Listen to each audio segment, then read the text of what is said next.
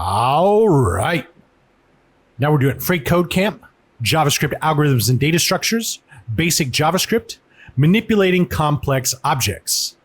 So sometimes we may want to store data in a flexible data structure.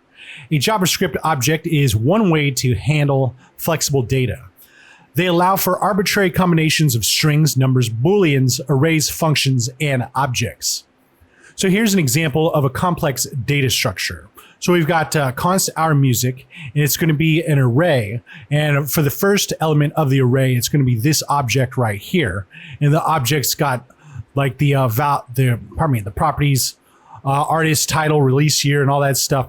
And then the values are going to be strings like this one, numbers like this, and also array like this. And then we also have a boolean right here for if it reached gold status.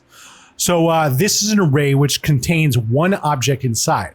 The object, and this is just to reiterate, the object has various pieces of metadata about an album. It also has a nested formats array. So where's the formats array? Oh, this one right here. So if we want to add more album records, we can do this by adding records to the top level array. Objects hold data in a property which has a key value format. All right. And they're using this instead of property and whatever. But whatever.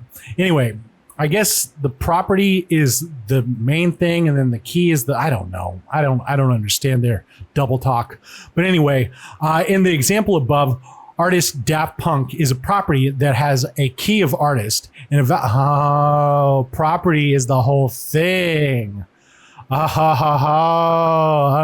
and this is the key, and this is the value.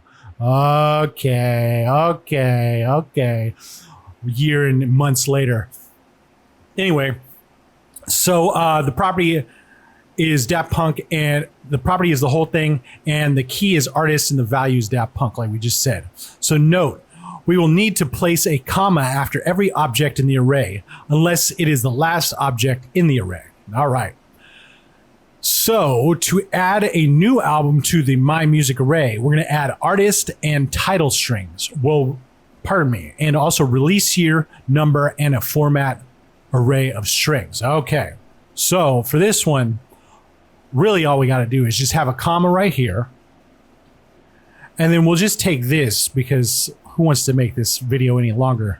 I sure don't. Let's take this right here and just add it like that. And let's come down here to console.log.